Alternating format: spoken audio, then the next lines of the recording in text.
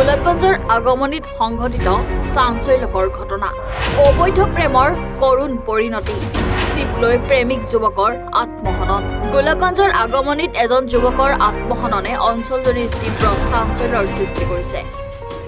অভিযোগ মতে দীৰ্ঘদিন ধৰি আৰক্ষীৰ উপ পৰিদৰ্শকৰ সৈতে প্ৰেমৰ সম্পৰ্ক গঢ়ি উঠা আগমনিৰ কালদোৱা গাঁৱৰ দেৱানন্দ দাসৰ লগত দুয়োৰে মাজত গঢ়ি উঠে অবৈধ শাৰীৰিক সম্পৰ্ক। এমাহ পূৰ্বে আৰক্ষী উপ পৰিদৰ্শকগৰাকীৰ লগত এজন আৰক্ষী জোৱানৰ সৈতে বিবাহ হৈছিল। কিন্তু দেৱানন্দ দাসৰ সৈতে প্ৰেমৰ সম্পৰ্ক বজাই ৰাখি আহিছে আৰক্ষীৰ উপ পৰিদৰ্শক বিষয়াগৰাকীয়ে। নিশা প্ৰেমিকা আৰক্ষী উপ পৰিদৰ্শকগৰাকী আৰু দেৱানন্দৰ মাজত থানাৰ ভিতৰতে কাজিয়াৰ সূত্ৰপাত হয়। দেৱানন্দই খঙত অগ্নিশৰ্মা হৈ উপ পৰিদৰ্শক আৰক্ষী বিষয়াগৰাকীৰ গালত চৰহুট হোৱাৰ অভিযোগ।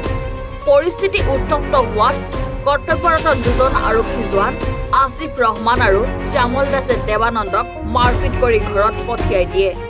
পিছত দেৱানন্দই নিজ গৃহত গৈ চিপ লৈ আত্মহনন কৰে। ঘটনাস্থলীত আগমনী আৰক্ষী উপস্থিত হৈ মৃতদেহটো উদ্ধাৰ কৰি মৰণোত্তৰ পৰীক্ষাৰ বাবে ধুবুৰীলৈ প্ৰেৰণ কৰিছে। মোৰ ভাতিজা দেৱানন্দই বহুদিনৰ পৰা থানাত কেছ ডায়েৰীৰ কাম কৰি আছিল। যোৱা ৰাতি হঠাৎ থানাত কিবা কাম কৰি থকা অৱস্থাত দুজন কনিষ্টেবলে বোলে তাক প্ৰহাৰ কৰিছে। মেছেজ দিয়া মতে যিটো মেছেজ দিছে কনিষ্টেবলে প্ৰহাৰ কৰিছে, এইটোৰ লাজত চিপ লৈ আজি ইহকালৰ পৰা জুনিয়ৰ পৰা গুচি গ'ল। আৰু শুনা মতে জোনালীৰ নামত বোলে এজন বাইদেউ আছে, তাৰ বোলে কিবা অবৈধ সম্পৰ্ক বুলি আজি শুনা পালোঁ। আগত নাজানো কি আছিল না আছিল সেইটো নাজানো। সি আজি চিপ লৈ গুচি গ'ল। আপোনালোকে কি বিচাৰে? আমি ন্যায় বিচাৰোঁ, এইটো ন্যায় বিচাৰোঁ। এজন থানাৰ ভিতৰত মাৰিব এটা এওঁলোকৰ লগত সকলো সময় থাকে, সকলো সময়ত কেছ ডায়েৰী লিখে, তাক মাৰিব, এইটো ন্যায় লাগিব। অন্যায় কৰিলে মাৰক, কিন্তু অন্যায় নকৰাকৈ মাৰিলে আমি এইটো এৰি নিদিওঁ, ন্যায় লাগে আমাৰ। আৰক্ষীয়ে জানো প্ৰহাৰ কৰিব পাৰে জানো? নোৱাৰে, এনেকুৱা কৰি নোৱাৰে। থানাৰ ভিতৰত প্ৰহাৰ কৰিলে কি ক'ব? এইটো চিচি ভিডিঅ' যিটো আছে, এইটো চিচি ভিডিঅ'টো আমাৰ চাব লাগে।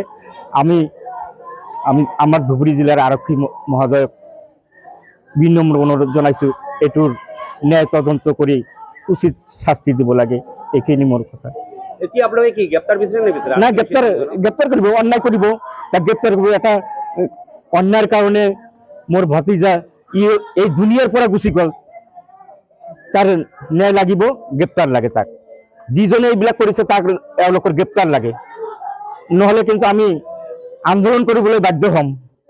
জোনালী দেৱী আৰক্ষী বিষয়া জোনালী দেৱী, এইটোতো আমি শুনা নাই যে এটা আৰক্ষী অফিচাৰে এনেকুৱা কৰিব পাৰে, আমি শুনা নাই। যদি জড়িত আছে তাৰ আইনগত ব্যৱস্থা নিব লাগে, আইনগত ব্যৱস্থা নিবই লাগিব তাৰ।